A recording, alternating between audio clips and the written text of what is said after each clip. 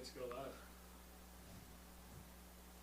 Hey everyone, we are coming to you live from the studio in South Lamar. This is RO streaming because there is no building without us teaming. Uh, so I'm your co-host is here, Bruno with VDC, and right across from me we have Dr. X intern Hagen Fritz. Hey. Hey, excited to be here. Thanks, Bruno. Thanks for the introduction. You set this up. I'm just here as a support. No, this is your world, right? We're just living in it. Well, our viewers are the world because thanks to them we get to do a second time, and we figured this second time around we could go in signature Texas form, so we went bigger. We upped our hopefully sound and video game, Hopefully. and we want to make it better, but we really want to make it premiere. Premiere. Oh, that's like the motto, right? Yeah, do you know our vision? Well, it's now? funny you mentioned that because in my interview I was asked what our vision was. Well, I wasn't a part of the company at the time, but no, I did not know it, but I know it now to be Texas's premier builder. If I recall correctly, those visions were in the back of the screen, correct? The core values were in the back. But I was also nervous, so I didn't notice them. Well, you did great. Thank You got the job. Hey, I'm here. Something must have gone right. But to mix it up this time around, we actually have a special surprise. We have a special Ooh. guest. What? I'll give you more hints about him or her Ooh. or they Right. later. 2022. But before we get started, I think there's one question all the viewers really want to know. How's your Christmas planning going? My Christmas planning? Yeah, anything going on? There's supposed to be, but everyone is kind of. There's a lot of tension between the family, right? Where are we gonna spend Classic Christmas? Romeo and Juliet situation? Not really. Actually, the exact opposite. Because I have divorced parents, so trying to figure out which household we're gonna be at has been kind of a fun little ordeal. But I will be going to the DFW area. I just not necessarily sure When? Yes. Why? Or why. Right. That's pretty exciting. Yeah. And I'm so sorry. How about your planning? What's up with you in Christmas? Pretty nothing too much. I tried to hang up some lights over the weekend, but like the lights got more tangled than my wire headphones in my pocket. So. Nice. Time to update And them. yes, I am too short. Thanks for pointing out. Mhm. I've been told I've been too short to play with some people in sand volleyball, but that's not important. That's not. Who's that? Who would tell me that? That'd be awful. But other than that, yes, might be going to the Dallas region. Not really associated with Fort Worth, really. I'm a Dallas Cowboy boy. Are you? Oh, you shouldn't have said that. I think you get a lot of flack. Not a Cowboys fan though. Oh, now he said that, so now even more flack. Not a football fan. You just did it all. And actually, from at the end of the last podcast, we actually had a lot of questions come in that we didn't get to answer. Oh, is that So true? if you take this time to, instead of pick out of a hat, we can pick it out a hard hat. Construction. Whoa. And I can break the integrity of it because otherwise Amador is going to come knocking the door. Right. He's Well, right. I feel you and I could like just pick a question and we just answer it and Okay. hopefully give a shout out to the viewer who submitted it. Oh yeah. Okay. You can go ahead. I'm going first. Did you write the viewer's name on it? Nope. Okay. You should be able to read it. Well, I mean. Okay. This is a question for you, Bruno, in the hot seat. What dogs? Oh, sorry, I can't read this handwriting. What does the future of construction look like? Ooh. This is from Who submitted it? Cesar Gonzalez Jr. Junior. Great questions. As a shout out. Thanks for submitting that. The future of construction. I think there's more data-driven decisions coming down the pipe. Interesting. Not only are people getting smarter, but I think our tools and stuff are getting smarter, and hopefully those can assist in us making better, bigger decisions on the field. Is there anything that R&D is doing that is data-driven focused? I mean, I'm gonna ping pong it back to you because you're in Oh. R&D. So are you Here, guys? backhand right back at you. Are you doing anything in R&D that's data-driven? Well, I was really trying to give you a chance to talk about the mud tracker, but Bruno has developed this fantastic app where we can track concrete that's being poured in the field. So that can help us kind of get better estimates on I guess perhaps where we're wasting too much concrete or where we're being a little bit too stingy, I guess, in our kind of those waste factors that we're determining. Right. But then that kind of can help us. Of course, that's data driven, right? We're getting all that information about concrete. So that's one thing. And then I was giving you a chance to talk about our pre-construction historical what? data. I didn't even think about that. Yes. Yes. So Precon wants a historical database where they can kind of easily query any past estimates that they've made so that they can have better, more informed decisions and more data to help them make newer estimates, right? Have something to springboard off of. So that's something that we've been working on. Well, that's very exciting. So It is very it's exciting. like we're in good hands in the future. I know. Thanks to you. Ready to move on to the next question? Sure. I don't know if they can actually hear that. It's a lot of questions. Hey, Hagen. This question is submitted by @Linda HR, Best HR People Services. Oh. Any tech trends you've been seeing in the industry? Me? Yes, you. This might be a better question for you. I mean, you also have the young buck perspective. You just joined the industry about 6 months ago, so give us some insights. Well, that might not be a. Well, I might not necessarily have the best insights, but I do sit across from a VDC specialist, and so I know he's doing a lot of modeling. I feel like modeling is somewhat of a new thing. Yes, 3D modeling. 3D modeling. It's been around, but it's evolving. Okay. Right. Well, see, that's why this is not a good question.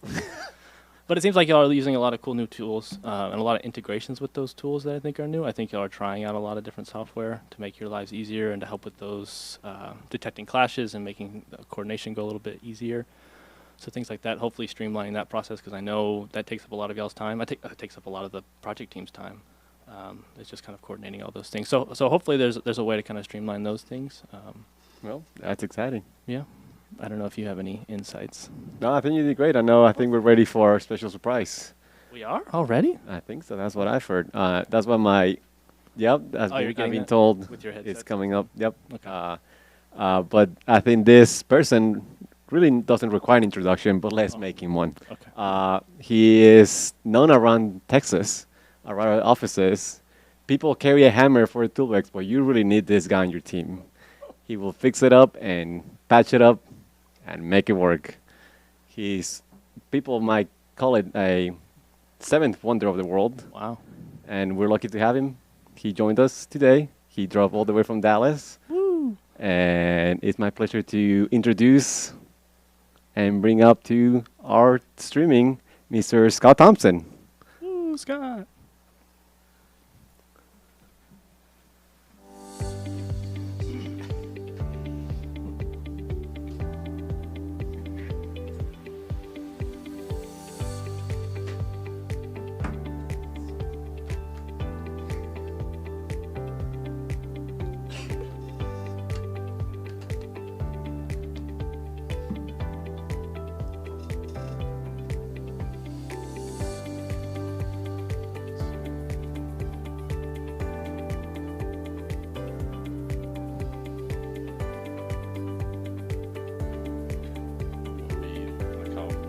Distance.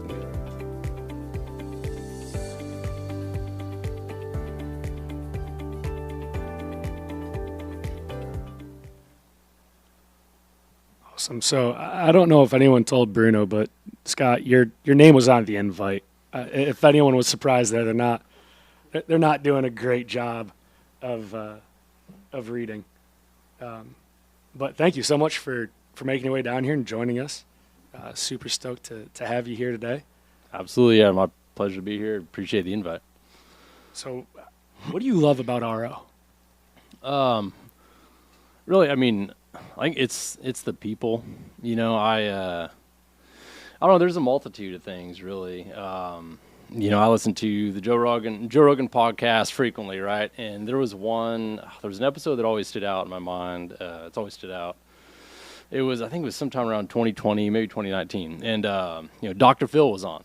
And we all know Dr. Phil from, you know, the show and everything like that. And I really knew nothing more about him than, you know, beyond what, you know, maybe might see clips of on the show and everything. So I was like, oh, okay, and listening to it, and pretty interesting guy. But, you know, one thing he talked about was, you know, whatever you do in life, wherever you work, there's different currencies.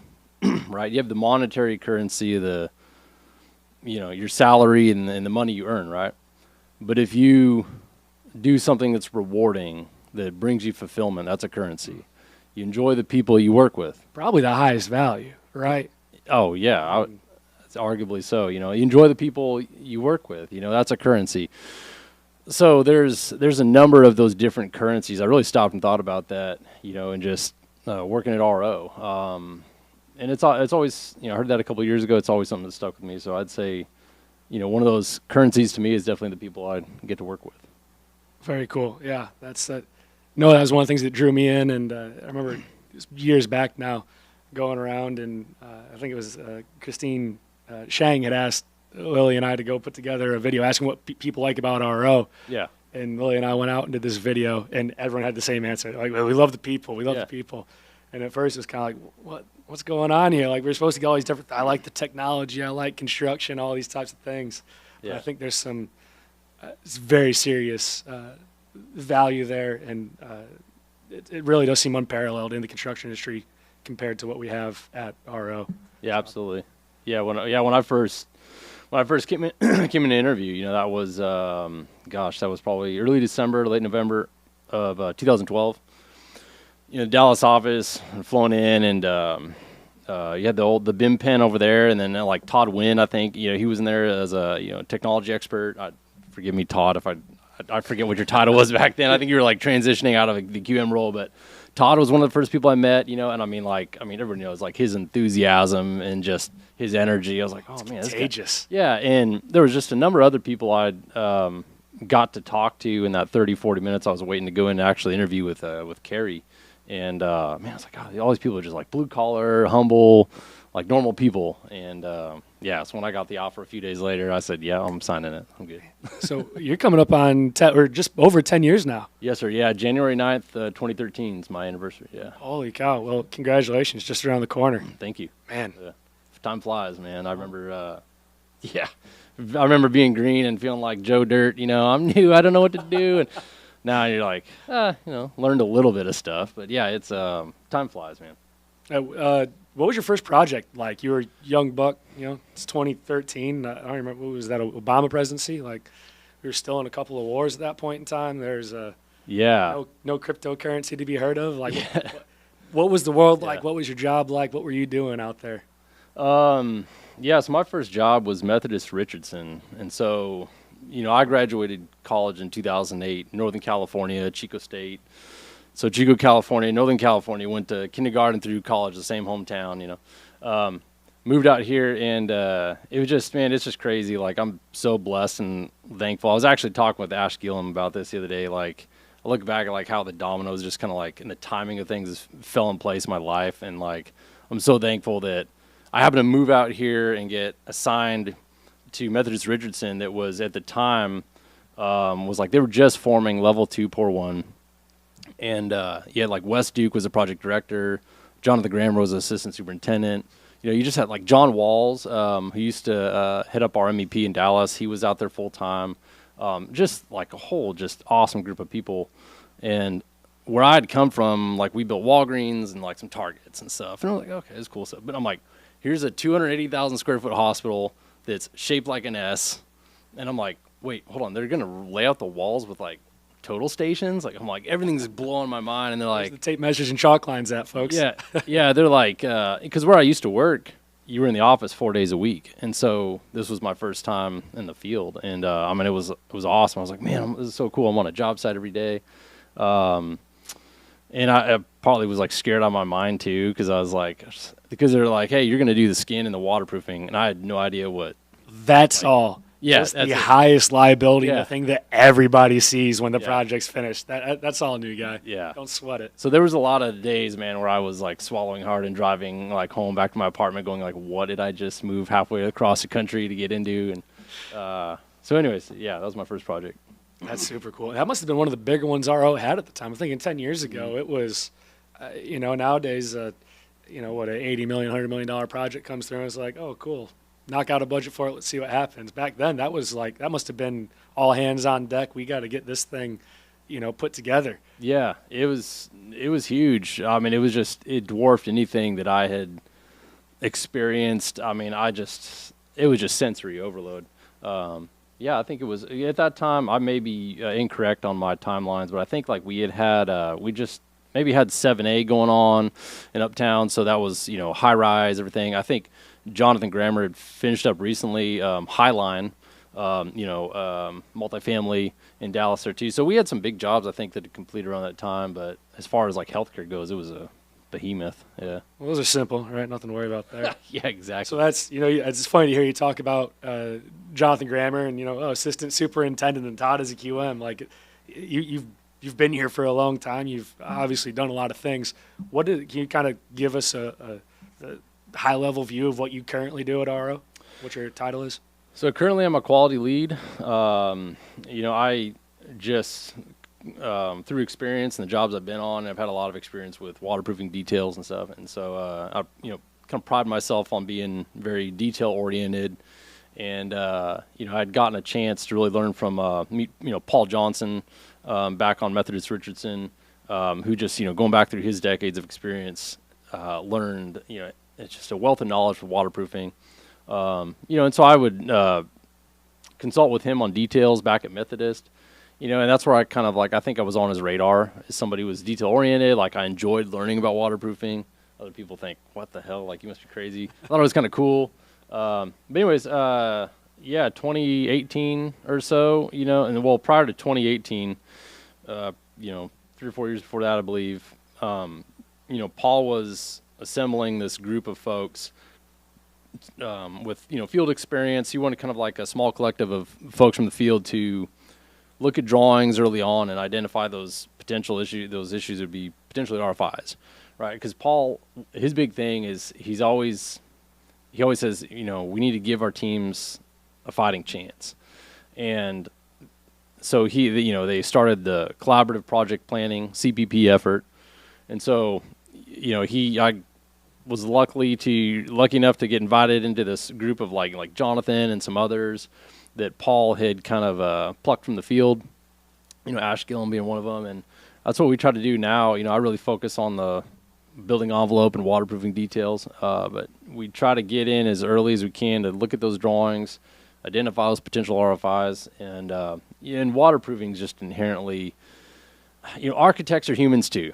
We're all humans. Like some don't let them hear that. Yeah, exactly. They're like, oh, yeah. So we, some know waterproofing better than others, but there's oftentimes it's one of those parts of the building that there's so much to go into it that, I really get into the details and start meeting and talking with architects early, and start talking through like, hey, I see you've drawn it this way, but we really feel like this is going to leak, and not trying to beat them up or anything. And I say that. I say, hey, we're all human. I realize you're trying, and you got all these other aspects of the building to worry about.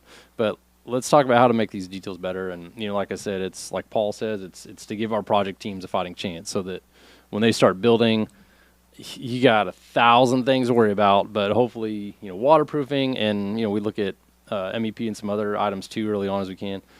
We try to alleviate those future headaches and future RFIs as much as we can. And I'm just thinking it's been a while since I've been out in the field now, but if you're out in the field knowing that there's someone back there in the office a year before construction starts, taking a look at things, no, that's not going to happen. We got to start talking about that now versus waiting until you've got equipment on site and you're trying to figure out how to do your excavation and someone's complaining about dust control and you're looking at these plans, realizing that this isn't going to work. It kind of goes back to what you were saying before. You're driving home late at night back to your apartment where going oh God, was that the right choice? I barely had time to look into this. Yeah. So that's got to feel great knowing that, especially someone like yourself that has as much experience as you do and has had the opportunity to work with the likes of Paul Johnson and Jonathan Grammer a lot and kind of absorb their domain knowledge. To apply that. Yeah, that was one of the things. On Methodist, I was new. Like I said, I've been a project engineer for 4 years, but really working in the office 4 days a week, right? And that's why I really stress with our younger folks is get out of the trailer as much as you can. You can't put a price on that education you get out in the field and walking the job and just walking with the foreman, picking their brains. You may be afraid to ask questions. I remember I think God, I don't even want to say anything in this meeting right now. I don't want to sound like an idiot, but just being a sponge and absorbing that. But yeah, on Methodist, Jonathan, those first couple of days, he kind of took me out in the field. We were building a mock-up of the exterior and says, hey, how are you going to waterproof this window? I have no idea. And he'd never give me the answer, but he'd kind of lead me in the right direction, and the rest was up to me. And he saw, okay, Scott's got the work ethic. He's gonna, research, investigate, do what he needs to do. But he took a lot of time out of his day that, he didn't have to. There were many days where he'd call Holly and be like, "Hey, I won't make it home for dinner because I'm staying late and I'm helping Scott with like developing a blocking plan." So, I had that's what I'm saying is I was pretty lucky with the way things have fallen in my place and people I got to work with and learn from. So you made mention of going in and Grammer having that trusting you to go do the research, find the details and all that. What is kind of, if you could, for those that aren't familiar, myself included, who are you talking to? What are you looking at? What is that process like? Because I can't imagine it's go buy a can of Flex Seal and spray it around the window and go home. Yeah, I think, Rogers O'Brien, number one, we're very lucky to have had Paul Johnson for the last, 15, 16 years. Of course, Preston McAfee brought him in from Beck because, we'd had some leaks and some, litigation issues and stuff on jobs. And Preston was like, hey, we got to put a stop to this. And so we brought in Paul, not just for waterproofing, but a number of reasons as well. So it's, I think number one, we're very lucky to have Paul as a resource. Just as a wealth of knowledge for education. And then Ryan Zdenek, our third-party waterproofing consultant. Yeah, those two gentlemen are who I got introduced to first off. Wes Duke was like, hey, call Ryan. You need to, you get in touch with Ryan. He's going to help guide you through the details. And I think number one, he's got to have somebody to learn from. I really feel, I think there's a lot of GCs around the country who don't have resources like that. And, I think about other project engineers, quality manager, whatever, in that position. And I kind of feel for them, man, because it's such a daunting scope with so many pieces and materials. So number one, I got in touch with Ryan. I really sat down and had some meetings with him, and he educated me a lot on just waterproofing materials and the details and the sequencing of installation and stuff. So that's where it started with. It seems like waterproofing too is one of those things where it's real easy for any GC out there, right? Any builder to, I don't want to say play the blame game, but to be like, oh, I subbed it out, I'm done. Yeah. If it doesn't work, it's your problem. Mm-hmm. And, is that right or wrong contractually? I'll leave that for Derek and the attorneys to talk over. But when we talk about a customer experience, a client experience, it's such a terrible way to go about things. Oh, yeah. Shuttling blame off to others. So I think it really speaks to our culture and really try and take care of people, make that a smooth, enjoyable ride, make people go, that was, I enjoyed that project. I look forward to doing another one. Yeah. Instead of just leaving them with a leaky building 3 years down the road and doing what we can to avoid warranty claims or anything like that. Yeah. It's letting our clients know that, their building is our building, their baby's our baby. It's just, as I think other things that come to mind too, it's treating it like it's your own house, and where I used to work, WL Butler Construction in Northern California, I worked in the Stockton office. They're based out of Redwood City in the Bay Area, but Dan Warren, who's vice president of construction for the Stockton office, I actually interviewed him in a podcast style deal. So it was it was that July or August of 2021, and because I love just podcasts and conversation, listening to people. And so I came up with Dan has always been my number one mentor, first mentor, just he exemplifies what it is to be a leader. And so I developed a list of 7 or 8 questions to just interview him for an hour, for the QMs. And we did it live in the quality manager forum. And, one of the things that Dan pointed out was, and it was part of the culture in WL Butler back there, is outrageous customer service.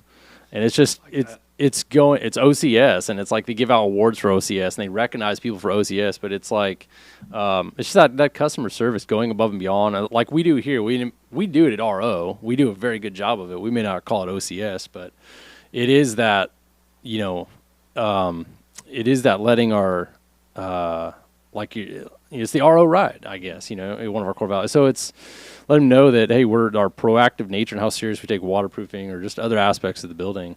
We want it to go smoothly for them. And yeah, we let them know also too. And I've been in meetings where we tell the client, hey, if this thing leaks 10 years, just like, 10 years from now, it's like we still come back and address it because it's our reputation. And that was something big. I know that was big with Pat O'Brien too. So I'm curious. I'd like to hear more about W.L. Butler. Was it? Yes, W.L. Butler Construction. Yeah. Yeah. What kind of are they? A commercial GC, more in the medical, or I know you said did a lot of like Walgreens and Targets and things like that. Yeah. Commercial general contractor. I think they started in 1975. Bill Butler and Frank York. Frank York's president. He's been the president for a number of years. Calls himself the bus driver, and that really originated. It was funny. It was like in the early 2000s. I remember he was telling the story during their because they would come and recruit at Chico State and with all the other companies, DPR and everybody, and something really stood out with like Frank York and because they would have a presentation on the company the evening before the interviews in the morning that you'd sign up for. And Frank has no college degree. He had these photos of him back when they started W.L. Butler in 75. They would rebuild burnt down houses. And there was this residential home. Residential homes, yeah. And there was this picture of Frank just covered in soot, and all you could see was the whites of his eyes, and he just came across as very humble and blue collar man, and I just really enjoyed talking to him in the interview. They made me an offer for an internship. I interned with them in 2006 and then hired on in 2008. But yeah, they're so in California, Target has there's 3 contractors, them, Wadding Turner, and SD Deacon that build Targets. And so yeah, we were one of 3 California contractors that build Targets. So we did a bunch of Targets, Costco's as well too. They've been a Costco builder for years. So Walgreens, great company. Just out there killing it, making sure we all can go do our holiday shopping, go pick up 30 pounds of chicken in one stop. Yep, that's cool stuff. I know you mentioned that we kind of went into the details a bit on what you do and what the quality department does. Is it safe to say that quality department kind of was, I don't want to say a spinoff, but derived almost out of that CPP process? Yeah, absolutely. We've got so Ash is the corporate director of quality. He brought in Natalie Sandoval, and it's I say there's some like the OGs of CPP. Like there's some that have like moved on. I know like Mandy Adam worked for us for a while. Like Mandy's a rock star, and she of course works with her husband in their company now. So there's some kind of like OGs that aren't here anymore. But yeah, it definitely came from that CPP. Because a lot of what we do in the quality department is the CPP things on the front end. And at the same time too, we are working on checklists and ways to understand how the field, how the QMs and the OEs out there QCing say rebar and PT for a concrete pre-pour or anything, QCing anything in the field. Like we're trying to understand, hey, do we need better checklists, or we're helping them develop checklists or things in Procore to make their life easier in the field. So there's that aspect to it as well. Gotcha. And I'm curious to rewind a little bit. Mm-hmm. You're in the quality department now as a quality lead. Mm-hmm. You were at one point in time a QM. I think there was something going on in between those two. Yeah. Kind of what path were you generally going down early in your construction career with RO? I was so when I first came to RO, of course, I got hired straight on as a QM just because I had prior project engineer experience. So I understood how to do submittals and RFIs. Albeit at W.L. Butler, everything was paper. And so I used to file copies of submittals in manila envelopes, and we had huge file cabinets. And so when I came here, it was they're like, what? No, everything's digital. What? Hard to believe Texas was ahead of the curve there. But look at all these scars on my fingers from manila envelopes. You mean I don't have to anymore? No, Scott, it's okay. Stop crying. No, I was just like, wow, everything is digital. This is so awesome. So got hired on as a QM, and then I don't know. I always had just an affinity for the field, man. That's one of the things I always thought was so cool about the stories like Pat O'Brien is his affinity for the field, and just being around I like having jeans and dirty boots, man. And There's something gratifying about that, right? Yeah. You can really you go home that day and you feel like you did something. Yeah. You feel that exhaustion. You can see the results. It's very real. It's very tangible. Yeah, and so I was kind of on the fence for maybe a few years. Okay, do I want to go like the PM route or superintendent route? And I said no. Like my heart is really just in the field. Like I think I want to go the superintendent route. And so yeah, I was on. It was like 2017 or 2018. I was on West Village 7B. So that project was 23-story high rise, we had an 8-story hotel together, separate architects and owners on one block. But I got, and I was the QM doing all the MEP on both sides. Learned to, shout out to Jesse Aranivas, who used to work here. Like he taught me for first month or two. I learned from him, the clash detection and everything in Navisworks. And then I was like, hey man, I want to try to do this myself. And so he taught me a lot, and I was kind of off and running. But on that project, I got promoted to assistant superintendent. And I was probably a year maybe. And then after that, about a year had passed, and then Jonathan came to me and said, hey, Paul and I would like you to come join the CPP cartel. And so you got to get the TAP too. It's a spider webs trapped up in the web of CPP. And we won't make you show that off today, but when the time's right, I'd be interested in that. I think it sounds like we need to do something for R&D here, some sort of brand or I don't know. We'll discuss that later. Getting into coordination, going into the deep end. That's a heavy lift there. It was so before I started West Village 7B. I got an email from Stephen Lerner, who was a superintendent. He used to work here, and he was the QM / assistant super who did West Village 7A. And he gave me some advice. He said, "Hey man, take it for what it's worth." I learned on that project. He goes, "I learned the coordination process and Navisworks and everything, and then I also." Had all my duties in the field, so I had to, check the submittals and then, inspect the field and everything. He goes, that's a heavy load. He goes, if you want to take on something like that, he goes, it's going to be some long days. Like it's going to be a kick in the you-know-whats for, for this case, like 2 years. He said, but it made me better in the end. He's like, I feel like learning that clash process, the coordination process, and then inspecting in the field, like it just made me that much better in the end. And so I was like, I like doing hard stuff. I just like challenges. So I said, well, that's what I'm going to do.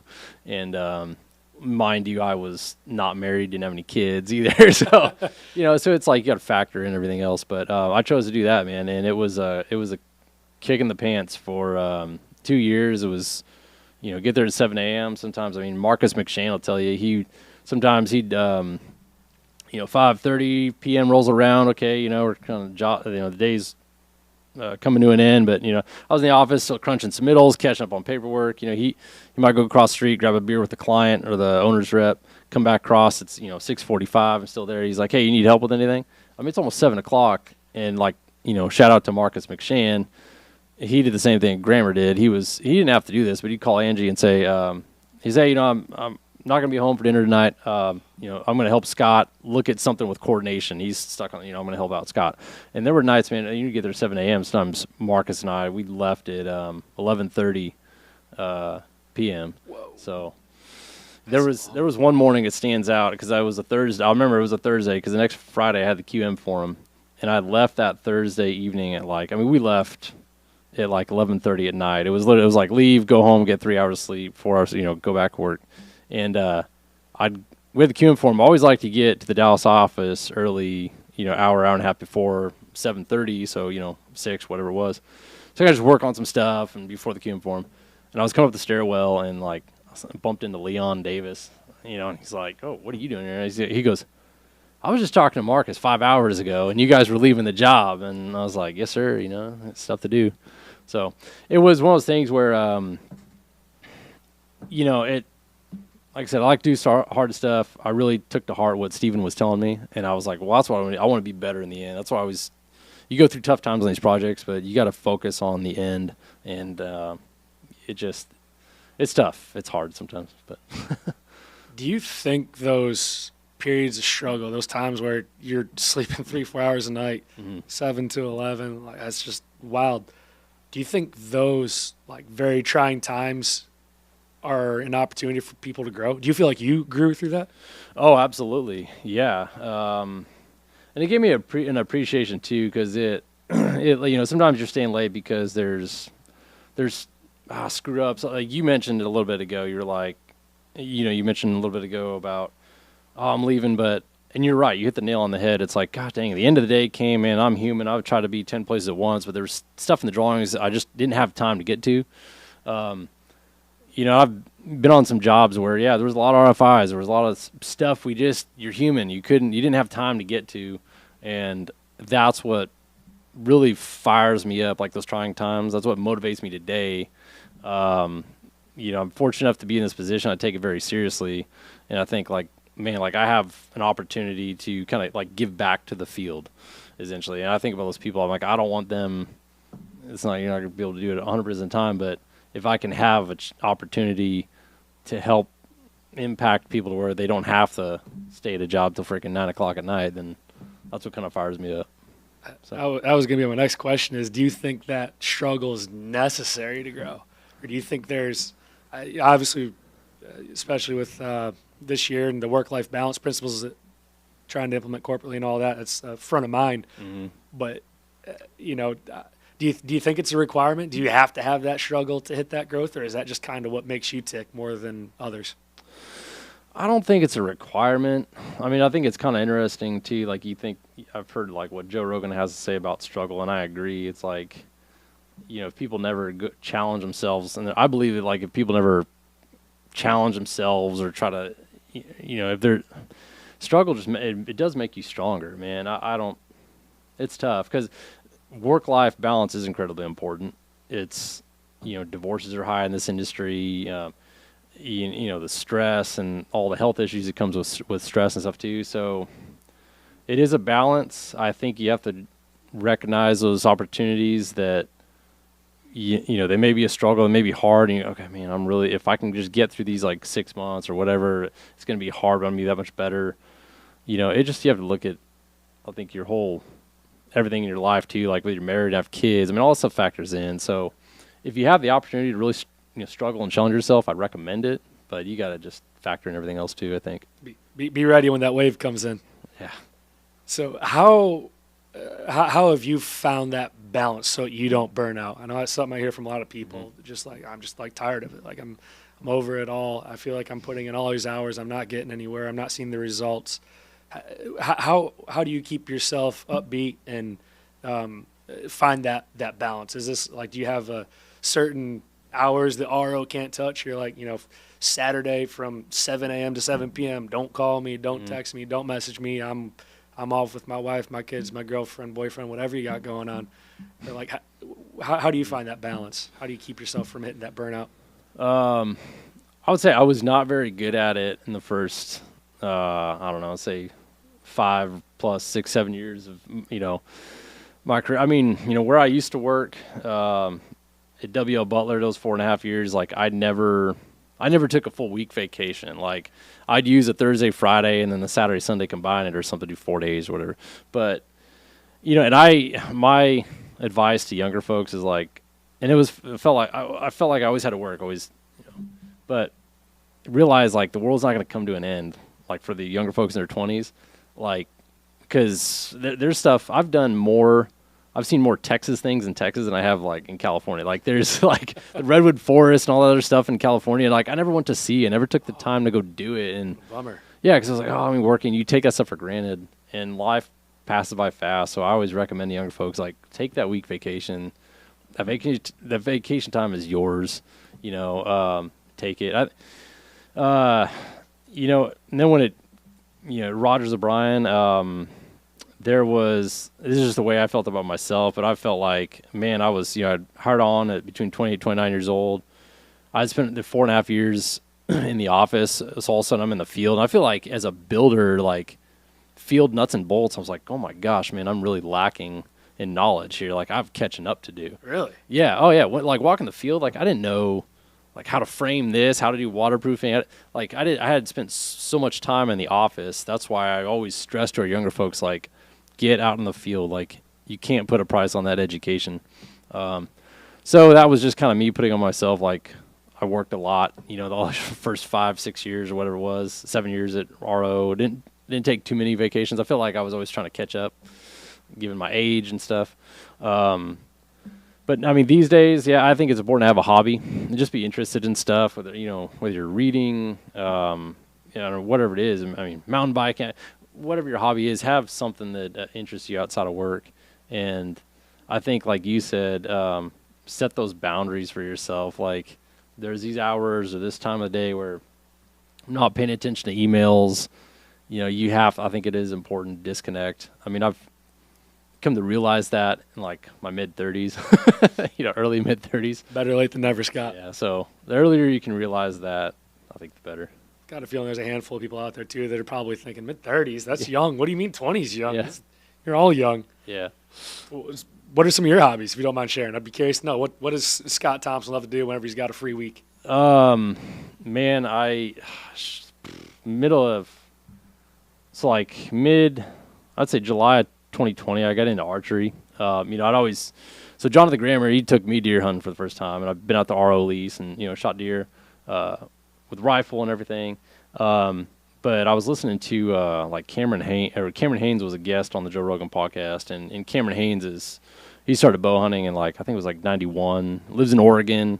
If people don't know the backstory of him, lives in Oregon and just would public land, DIY, pack on his back by himself, hike in 8-9 miles into the mountains, bow hunt elk. And with as big as that animal is, you're making multiple trips over the course of a day or two, packing the meat out. And I was like, whoa, not that I wanted to just jump off in that real quick, but, it's your own admission, though. You do want to do the hard thing. So I'm seeing some opportunity for this to be nice and challenging for you. Yeah. So he started talking about the public land, and I was thinking, well, what kind of public land is there in Texas? And it's only 2% of the, 98% of it or whatever. So around 1 million acres is public land in Texas. So I started looking around man, there are certain forests and areas in Texas that are public, and there's a few, that are archery only. And I was like, whoa, man. And all of a sudden this light bulb clicked on. It was like, man, if I learn to bow hunt and learn archery, that's like a key that unlocks this door to go explore public land and stuff. So, these last 2.5 years, man, I jumped off down the archery rabbit hole, bow hunting. I always listen to podcasts, and I love, so I get up on public land and get up in what's called a tree saddle, and you're up in there about 20 feet off the ground. And, of course, you get in there in the dark and everything, and you set up, get up in the tree, and just being up in that tree as well, as the forest is coming alive, the birds are chirping and the trees swaying. It's just this God moment, man. That's I don't know. It's just so much fun, man. That's one of my main hobbies now, I'd say. That's very cool.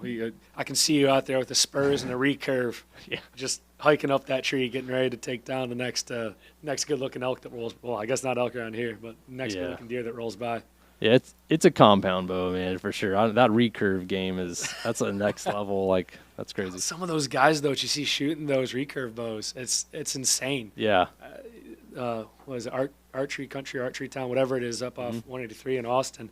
I used to go over there and shoot occasionally, and you'd see some of those dudes. They're just 6'2" and nothing but muscle. Look like they're ready to go play linebacker for the Dallas Cowboys. And you see them just struggling to get this thing back, and they're shaking the whole time. And it's like, oh my God, how did think of the Native Americans and all of that prior to firearms and Genghis Khan and whatnot. That was a different time. There was nothing easy at that point.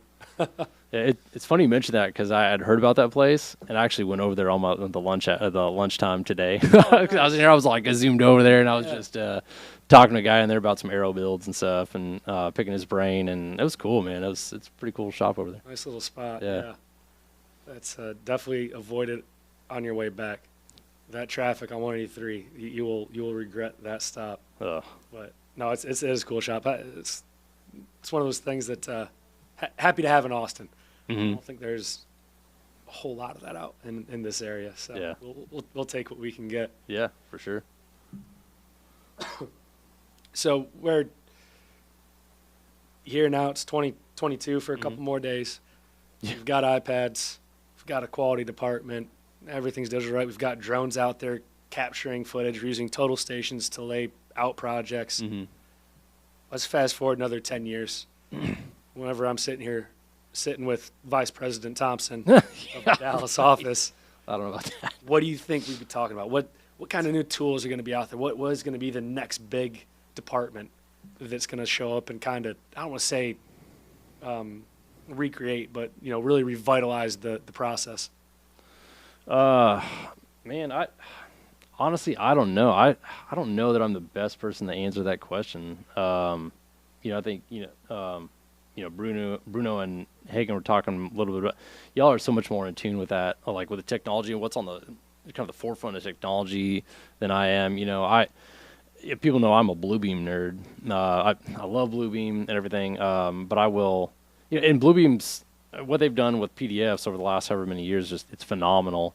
But I will say that like the Bluebeam Extreme conference this year in San Diego, it was like, honestly, my honest opinion was kind of underwhelming. Like their biggest thing now is like they've got a cloud-based service where like your markups that you make at your desktop, you can like essentially on the app you can see on the field, and that was it, man. I mean, I don't know, like I feel like compared to years past that I've attended, they're like, oh, we've got this whole new set of tools, or we changed up the rendering engine. Mm-hmm. Now it doesn't take 10 minutes for a drawing to load. It's like instantaneous. You can zoom in and out seamlessly. Yeah. Like there were definitely some like big milestones. Yeah. So that is it's kind of wild to hear that this past year it was a little on the lackluster side of things. Yeah, and for what they do for what it does as a software or what Review does as a software and everything. I mean, it's incredible. I mean, there's nothing else like it. But it's I don't know. That's where I spend so much of my time like the PDF world.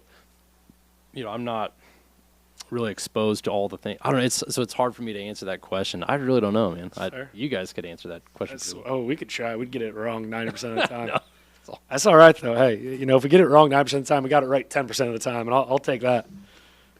If I buy 10 lottery tickets, only one of them wins. That's still a win in my book. Mm-hmm. Yeah.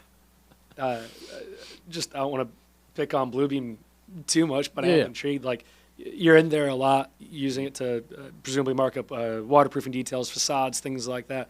What are some of the tools that you find to be of the highest value for you in Bluebeam? Like, you all about like the stamp tool, or like, I know it sounds kind of corny, but I'm just curious to know like what is it that really makes it run for you? For me, I think, with what I do now these days, where I'm collaborating with architects, engineers, and our own RO team members, superintendents, or QMs, whomever are going to be on that project, I use Studio a lot. In Studio, I create sessions, and if folks aren't familiar with sessions, I just basically describe it as like you're creating a chat room where you can upload drawings and documents to, and have up to 500 attendees. People in the session marking up at the same time, and it's extremely powerful in that, like, I've created a custom tool set for my markups to where I've got one where the subject is architect, and so it's architect, and comma or colon, whatever, and then question or a comment, and so the architect can get in quickly, find all their comments and callouts where I have questions for them, and also, like, if they're not in it, if I need to send them an email on, I can select all those and then right-click alert attendee, and then they get an email with all the screenshots listed of everything that needs that needs their attention. That's something that I didn't really have much of a use for Studio in the field, creating sessions when you're in the field on a project.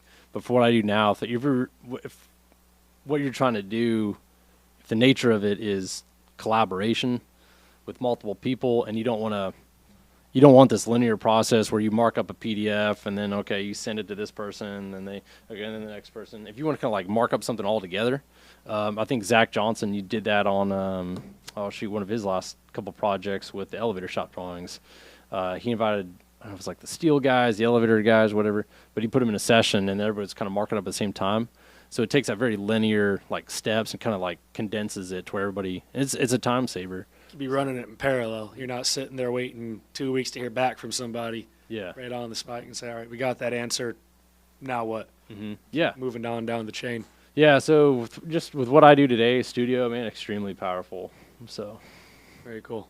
Let's if anyone out there would like to call in, ask Scott any questions, Oh, great. please do. Feel free to do so. We'll put the, it's just my phone number, James Holmes' phone number. Should be, everyone should have it. I'll put it in the chat there. If anyone has any questions, we'd love to hear them. We'll get you live here. There is about a 30-second delay, so if you call in, know that you won't hear yourself immediately. Oh, then I've got to put these things on. Yes, sir. Yeah, we'll see if anyone gives us a buzz or not. Yeah. So, man, you got about 10 minutes left here. Mhm. What you got going on for the holidays, sir? You got an RO refresh week, right? What is that, like 9-10 days, whatever it is with the weekends and all that, to finally relax, right? Yeah. What's your plans? Well, it's last February. I moved my girlfriend and her 2 kids into my house. So I went from like a single guy with a 4-bedroom, 2-bath house to it's full with 2 dogs too. Man, we've got a little fat corgi and a Catahoula. And, So you sleep on the couch now, is what I'm hearing. yeah, pretty much. It's funny too, like because when Courtney and we have the same kind of like taste. Like she likes a rustic vibe. I like. So she would like decorate the house and be like, "Hey, what do you think of this?" And I'm like, "It looks great." I mean, like, it's awesome. Those thumbs up. I'm like, as you can see, a single dude lived here before. Like, so no, she's got the house decorated like with Christmas stuff. There's a garland with lights on the mantle. I'm like, oh man, like we got a tree up. Feels like a home now. Yeah, it feels like a Crazy home. what happens when So we decorate a bit, right? yeah, she's been. We got some presents under the tree. Nice. No, my sister, she lives in Mansfield with her husband and her son, and then my parents are in South Arlington. So we usually get together at my sister's house every year. There, it's just 15 minutes from us in Mansfield. Just hang out, take it easy, and enjoy family. Watch Christmas Vacation with Chevy Chase. Classic. Have man. to, right? I've got an inflatable blow up deal like in the front yard of Chevy Chase holding that thing.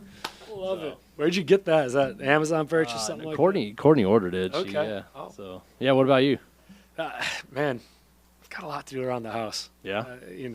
I feel like it never ends. Dead trees. Tony and I have been in a house for 5-6 years now, something like that. We have ceilings that we scraped the popcorn off of like 4 years ago that still aren't paid. She's probably going to kill me for announcing this to the world, but we'll handle that one later. Yeah. But- How's that couch feel? Huh? Yeah. Thankfully, it's real comfy. She's got good taste.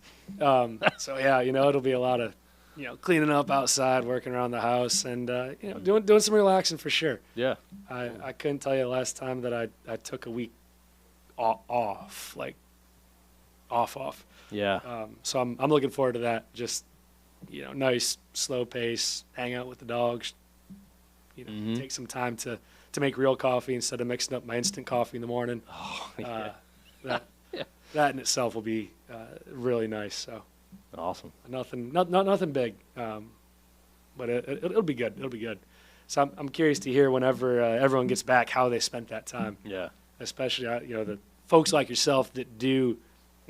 You're an exceptionally hard worker, and I know there's a lot of others out there at RO that are as well.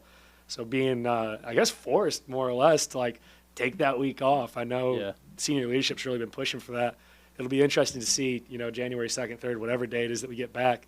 Just how you feeling? What'd you do? Like, there's gonna be this jovial look on everyone's faces. We can come back looking 5 years younger and that pep in their step, hopefully. Or hungover. Or hungover. No, I'm just kidding. Yeah, No. maybe just that first day, right? Yeah. I think that'll be really cool. And man, I'm looking forward to. Boy, that sounds terrible, doesn't it? I'm already looking forward to getting back to some degree. We've got some really exciting things we're doing with the R&D group starting next year. Are they all top secret? Is this like skunk? There works here, is, or- yeah, yep, yeah. Can you talk about any of them? Well, I could, but then I'd have to kill you. So I don't think we want that. Ooh, James, I gotta go. I got this thing that I forgot. I gotta go do. No, it's you'll see it. You'll hear about it. Really? Yeah, it's some Stoked. cool stuff. We're probably gonna keep doing some of these live streams, and might go ahead and push these out as podcasts as well to the kind of the typical sources. Yeah. I know not everyone can jump on a call. I say a call, jump on a stream from 1 to 2 on a Wednesday, Tuesday, whatever day it is afternoon. I think if we get that out to some kind of typical podcast channels, and I have no doubt that people would love to jump on and just like, oh, I want to know what's going on in the quality department. I don't know what Scott's Yeah. up to. Like, we've got another one next week, Wednesday, same time with John Archer. Yeah. So really looking forward to that, getting him in here and talk a bit about, how RO's grown, how he's grown, leadership development, those types of things. Yeah. I think there's a good opportunity with all this to, we certainly want to increase transparency within the R&D department. That's Tegan and Bruno over here talking about some of the ideas coming in, some of the things we're working on, all that. But we also want to use this as an opportunity for people to get to know their coworkers better. There's 507 of us now or something like that. Dang, is it over 500? It is for sure. And actually, that's like probably a number from a couple months ago, so that's probably no longer accurate. But I think just getting to know people and getting to learn from their mistakes, learn from their history. I think that'll help us all grow more effectively and be better builders, right? Yeah. That's what we're all striving to do. Yeah.